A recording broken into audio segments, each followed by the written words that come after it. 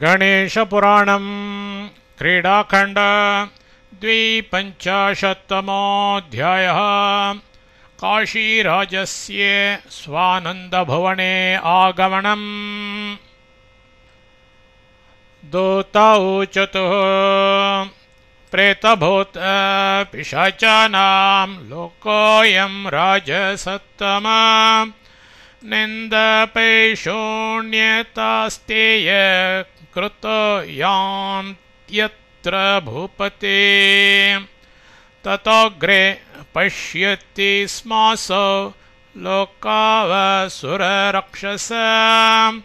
यत्र ते विविधाकारा ऊर्ध्वकेशा भयानकाः। घोरास्याश्च ललज्जिह्वा मेघनादाधरोपमाः। अग्निकुण्डनिभांस्तांस दृष्ट्वा पप्रच्छतौ पुनः। केषामिदं पुरं दूतो गदतं मेनोपच्छतः। तावोचतुरयं लोको दुष्टदानवरक्षसा। श्रौतस्मार्तक्रियाहीना अत्र तिष्ठन्ति पापिनः। तदग्रे स तदर्शाथ लोकं गन्धर्वसेवितं। रौप्यस्वर्गगृहायत्र रत्नकाञ्चन भूमयः। नरनार्य कामरत्यो नृत्यगानविशारदाः। अतिसौख्यकरं तं स दृष्ट्वा पप्रच्छतौ पुनः। केषामिदं पुरं दूतो गदतं मेनोपृच्छतः। तावोचतुः गन्धर्वनगरं चेदं दिवस्थानेषु गायकाः। प्राप्नुवन्ति महापुण्यात् इदं पुरमनुत्तमम्। सिद्धचारणयक्षाणां गुह्यकाणां पुरं महत्। नानाव्रतैस्ततदानैर्गम्यं पुण्यसमुच्चचैः। दूतौ च तौ नृपं पश्चात् दर्शयेतां गरीयसीम्। इन्द्रस्य नगरीं रम्याम् अश्वमेधशतार्जिताम्। सुवर्णरत्नगोदानरथाश्वगजदानतः। गम्यां तीर्थाभिषेकाद्यैः पुण्यैर्नानाविधैरपि। यत्रेन्द्रभवनं रम्यं दर्शयेतामुभौ नृपम्। नृपो निरीक्ष्य तौ प्रोचे यच्छ्रुतं दृष्टमेव तत्। अग्निलोकं ततोऽग्रे तौ दर्शयेतां नृपं शुभम्। यत्राग्निहोत्रिणो वह्नि तेजसो भान्त्यनेकशः। ततोऽग्रे दर्शयेतां तौ यमलोकं शुभाशुभम्। यत्र पुण्यकृतो यान्ति तथा पापकृतोऽपि च। सधर्म सुकृत अम्भाति क्रूरो दुष्कृतकर्मणां। सुकृत सर्वभोगांस्तु दुष्कृतो नरकानपि। भुञ्जते प्राणिनः स्वस्वकर्मभोगान् अनेकशः। कुम्भीपाके च पच्यन्ते छिद्यन्ते चासि पत्रकैः। अयोघणेन ताड्यन्ते कृत्यन्ते कण्टकैरपि। तामिस्रं छान्दतामिस्रे कृमिकुण्डे सपूयके। पात्यन्ते नरके घोरे दुष्कृतप्राणिनः सतान्। निरीक्ष्यामीलयन्नेत्रे यात्तं यात्तमिति ब्रुवन् ततोऽग्रे दर्शयेतां तौ कौबेरं लोकमुत्तमम् अत्याश्चर्यकरं शक्रलोकादतीवरं परम्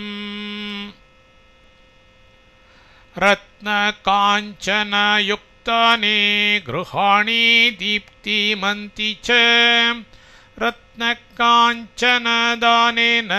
तुलादानैश्च कोटिशः प्राप्नुवन्ते महाभागाः कौबेरं लोकमुत्तमम् ततोऽग्रे दर्शयेतां तौ वारुणं लोकमुत्तमम् तीर्थान्नदानतो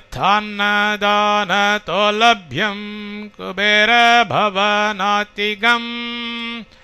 अप्सु सर्वे शुष्कदेहा वसन्ति सुखभोगिनः वापि कोपतडागाणां दृश्यन्ते जलदायिनः ततोऽग्रे दर्शयेतां तौ वायुलोकं सुखावहम् ददते व्यजनं ग्रीष्मे सौशीरं कर्पूरं जलम् वसन्ति वायुलोके ते स्वेच्छानातिविहारिणः ततोऽग्रे दर्शयेतां तौ सूर्यलोकं दुरासदम् पञ्चाग्निसाधनरताः सूर्यभक्तिपरायणाः अवाप्तकामा मुनयः सर्वे ते सूर्यवर्चसः निवसन्ति निराबाधा ब्रह्मकल्पशतं नराः नाक्षत्रं चन्द्रलोकं च दर्शयेतां नृपं ततः मुक्तफलसुवर्णानां दानेन सोमयागतः प्राप्नुवन्ति महात्मानो लोकमेनं सुपुण्यतः गोलोकं च ततोऽग्रे तौ दर्शयेतां नृपं तदा गोसहस्राणि ये दद्योर्ब्राह्मणेभ्यो तथा विधि रोमसंख्यैस्तु कल्पैस्ते गोलोके निवसन्ति सत्यलोकं ततोऽग्रे तौ दर्शयेतां चिरन्तनम् सत्यव्रता वेदविदो वेदाध्ययनतत्पराः सदाचारा शास्त्रविदः पुराणपाठकाश्च ये अन्नदानरतयज्ञकर्तारस्तीर्थसेविनः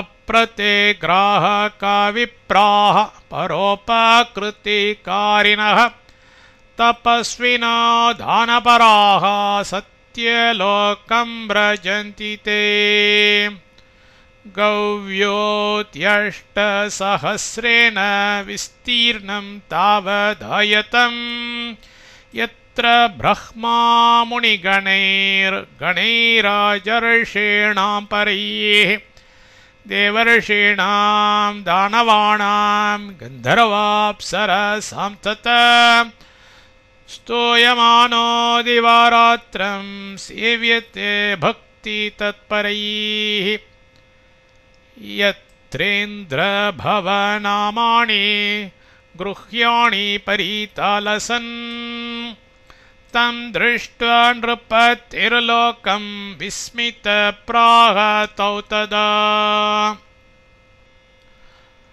नृपवाच धन्योऽस्म्यनुगृहीतोऽस्मि गणेशेन कृपावता भवद्भ्यां च यतो दृष्टा स्वर्गलोकासु दुर्लभाः कवच तं पुनर्दर्शयेतां तौ वैकुण्ठं विश्रुतं त्रिषु लोकेषु तत्र गच्छन्ति वैष्णवा भक्तितत्पराः सर्वलोकेषु श्रेष्ठं तं नोपमा यस्य विद्यते शेपो न वर्णने शक्तो नेकवक्त्रो न चात्मभूः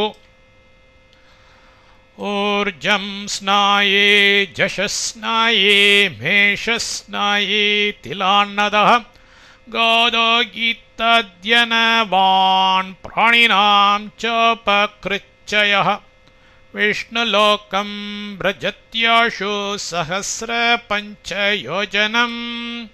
सूर्यचन्द्रप्रकाशानि विश्वकर्मकृतानि च मन्दिराणि प्रभासन्ति रत्नकाञ्चनराजतैः येषु न प्रविशत्येव तमोरत्नमरीचिभिः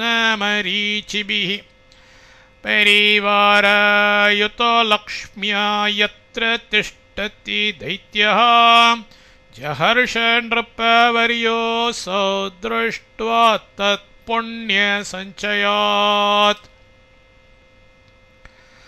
ततोऽग्रे दर्शयेतां तौ कैलासं गिरीशालयं मेरोस्तु शिखरे रम्ये युतयोजनविस्तृते रविचन्द्रप्रकाशानि हर्म्याणि यत्र भान्ति च यत्र पञ्चाक्षरजपा रुद्राध्यायजपाश्च ये अनेकसाधनरताः पुण्यवन्तो व्रजन्तिह तं दृष्ट्वा प्राह नृपतिर्विनायकप्रसादतः दृष्ट्वा सर्वे देवलोकाः पुण्यदा दर्शनानृणाम् ततोऽग्रेण रविश्चन्द्रः सहस्रयोजनावधि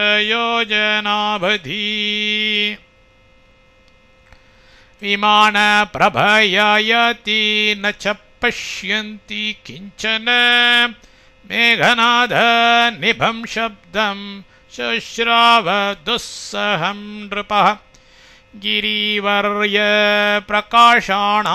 भ्रमराणां समन्ततः कस्य शब्द श्रूयतेयम् इति पप्रच्छ नृपः कदा द्रक्ष्यामि देवस्य पादपद्ममिति स्फुटम् ददर्श पुरतो राजा शक्तिं भ्रामरेकां दृढाम् अनेकादित्यसङ्काशां ब्रह्माण्डग्राससाहसाम् प्रसारितमुखां भीमां दृष्ट्वा मूर्च्छामि यान् नृपः